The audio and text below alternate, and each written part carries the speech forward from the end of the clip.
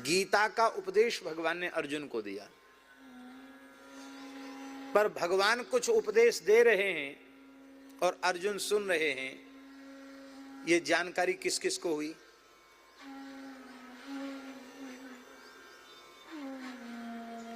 किस किस को जानकारी हुई? व्यास जी, सबसे पहले तो युधिष्ठिर को, भीमसेन को, सबको आ जाना चाहिए था। वहीं एक सत्संग पंडाल तैयार हो जाना चाहिए था। भाई गीता पर प्रवचन हो रहा है, भगवान बोल रहे हैं, कुछ नहीं, सब अपने अपने काम में लगे हैं और भगवान श्री कृष्ण अर्जुन को गीता का उपदेश कर रहे हैं।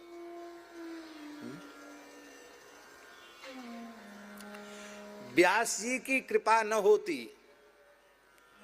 तो धृतराष्ट्र गीता श्रवण नहीं कर पाते।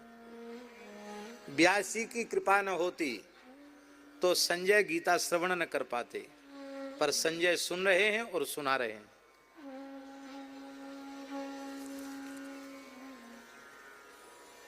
एक बड़े अच्छे भक्त हैं केशव राम जी, कलकत्ता के। सेठ जी, भाई जी, इन सब का खूब संग उन्होंने किया है, अब तो खूब बुजुर्ग हैं। उन्होंने एक बात हमको बताई। उन्होंने कहा कि होशियारपुर में एक परिवार में भृगु संहिता है, तो श्री पंडित अमृतानंद भृगु शास्त्री उस समय होशियारपुर पंजाब में थे। बोले उनके पास गए, उनके पास जाकर कुछ ज्योतिष संबंधी प्रश्न लेकर के गए थे। तो वहाँ गए तो एक बात पूछी उनसे। उन्होंने कहा कोई प्रश्न पूछो, ज्योतिष वाले पंडित जी ने। तो उन्होंने कहा कि श्रद्धेय स्वामी राम सुखदास जी के पूर्व जन्म के बारे में उन्होंने पूछा उनसे। और भृगु संहिता आप विश्वास करना चाहिए आपको, एक ऐसा ग्रंथ है कि सही सही यदि उसका जानकार कोई व्यक्ति मिल जाए तो पूर्व जन्म का भी बोध उससे हो जाता है। तो केशाराम जी के द्वारा बताई हुई बात हम आपको बता रहे हैं। उन पंडित जी ने कहा कि व्यास जी की कृपा से जिन संजय को दिव्य दृष्टि प्राप्त हुई थी, वही संजय गीता का पुनः व्याख्यान करने के लिए स्वामी राम सुखदास जी के रूप में आए। ऐसा भृगु संहिता वाले पंडित जी ने कहा। ये बात हमको केशवराम जी ने बताई। तो हमको सुनकर कोई अविश्वास भी नहीं हुआ और आश्चर्य भी नहीं हुआ कि संभव है, क्यों ना संभव है। क्योंकि जैसा गंभीर चिंतन और जैसी सूक्ष्म दृष्टि श्रद्धेय स्वामी जी को गीता जी के संबंध में प्राप्त थी, वो निश्चित बिना इस प्रकार की इस दिव्य विभूति, इस प्रकार की दिव्यता उनमें थी, तभी ये संभव था गीता में उनका जीवन। पर हम यहां जो बात कहना चाहते उसको ध्यान से सुने। हम ये कहना चाहते हैं कि भगवान ने अर्जुन को उपदेश दिया और व्यास जी की कृपा से धृतराष्ट्र और संजय को ज्ञान मिला और संजय ने धृतराष्ट्र को सुनाया। इतने ही लोग जान पाए गीता को, और ज्यादा लोग नहीं जान पाए। क्या भीष्म पितामह ने गीता का प्रवचन सुना था? पर भीष्म स्तुति के श्लोक में भीष्म पितामह गीता के उपदेश का स्मरण कर रहे हैं। आप सोचिए, इसका मतलब है उनके विशुद्ध अंतःकरण में संपूर्ण गीता का ज्ञान भी प्रकट हो गया है। वे क्या कह रहे हैं, श्लोक श्रवण कीजिए, बहुत प्यारा श्लोक। व्यवहित प्रतना मुखम निरीक्ष्य। हे भगवान, सत्य संकल्प परमात्मा की प्रतिज्ञा को मेटने की सामर्थ्य भला किस जीव में है? ब्रह्मादि देवता आपके संकल्प को ही मेट सकते। भीष्म कौन सी चीज है आपके सामने? भीष्म क्या मेटेगा आपकी प्रतिज्ञा को?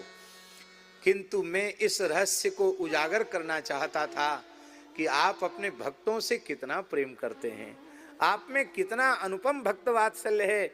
आप अपने भक्तों की प्रतिज्ञा की रक्षा के लिए अपने प्रतिज्ञा का भी त्याग कर देते हैं। आपकी भक्त वत्सलता को प्रकट करने के लिए इस दासानुदास भीष्म ने यह दुस्साहस किया।